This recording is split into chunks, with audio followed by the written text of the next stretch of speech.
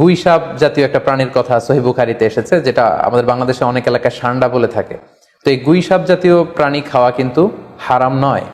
আমরা সহিহ বুখারীর বর্ণনায় জেনেছি যে আল্লাহ রাসূল সাল্লাল্লাহু আলাইহি ওয়াসাল্লামের স্ত্রী মাইমুনা রাদিয়াল্লাহু তাআলা আনহার বাসায় আল্লাহ রাসূল সাল্লাল্লাহু আলাইহি ওয়াসাল্লাম সহ অনেক সাহাবারা খেতে বসেছিলেন। সেখানে একটা প্লেটে গুই সাপকে ফ্রাই করে দেওয়া হয়েছিল। তো রাসূল সাল্লাল্লাহু আলাইহি ওয়াসাল্লাম খেয়াল না করে সাধারণ গোশত মনে করে সেখানে তিনি হাত দিচ্ছিলেন। তখন অনেক সাহাবারা, মহিলা সাহাবারা বললেন, ইয়া রাসূলুল্লাহ, এটা তো দব, এটা তো গুই সাপ। এই কথা শুনে আল্লাহ রাসূল সাল্লাল্লাহু আলাইহি ওয়াসাল্লাম সেখান থেকে হাতটা সরিয়ে নিলেন। তো এই দৃশ্য দেখে খালিদ ইবনে ওয়ালিদ রাদিয়াল্লাহু তাআলা আনহু উনি জিজ্ঞেস করলেন, ইয়া রাসূলুল্লাহ, গুই সাপ খাওয়া কি হারাম? হারামুন আদ-দাব্বু ইয়া রাসূলুল্লাহ, আপনি যে হাত সরিয়ে নিলেন, গুই সাপ খাওয়া কি হারাম? আল্লাহ রাসূল সাল্লাল্লাহু আলাইহি ওয়াসাল্লাম বললেন যে না, গুই সাপ খাওয়া হারাম নয়, তবে আমি এটা খেয়ে অভ্যস্ত নই, আমাদের এলাকাতে এটা পাওয়া যায় না, এজন্য আমি এটা খাচ্ছি না। তাহলে বোঝা গেল এক্ষেত্রে এটা রুচির সাথে সম্পৃক্ত।